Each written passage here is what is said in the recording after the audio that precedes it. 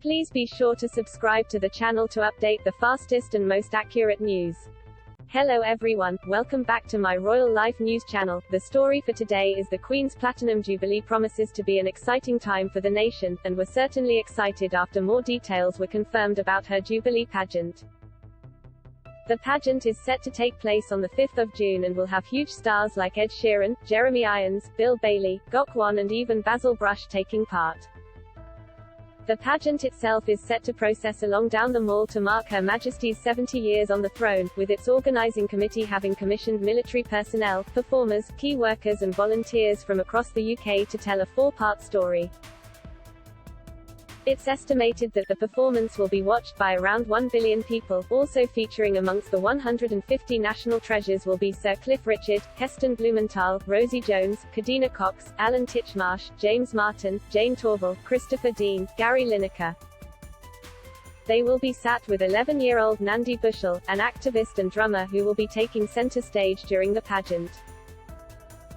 The first act of the pageant will begin with the bell of Westminster Abbey being pealed as they were on the day of the Queen's coronation, before a 1,750-strong military parade will march.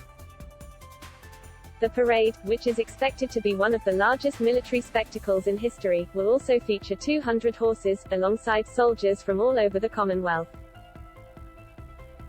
The Queen's Diamond Jubilee featured a large-scale concert. It will also seek to highlight the work that key workers in the country play throughout our lives. The second act, which will feature the 150 national treasures, will aim to highlight how British and Commonwealth creativity and culture has evolved throughout the Queen's reign.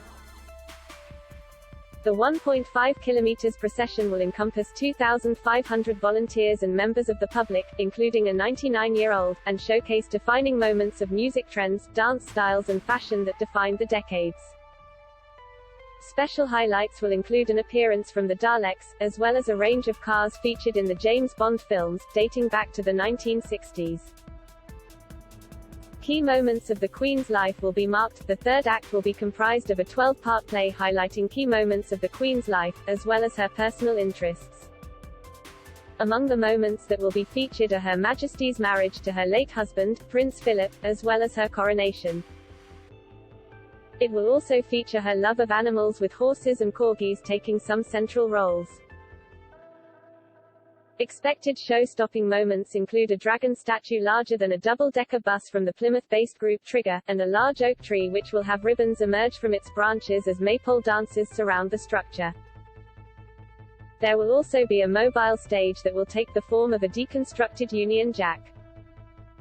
The piece will feature acrobats as well as some daring BMX riders that will jump onto nearby Land Rover driving alongside the stage. The finale will pay tribute to the monarch with a gospel choir performing to the sounds of the band of Her Majesty's Royal Marines.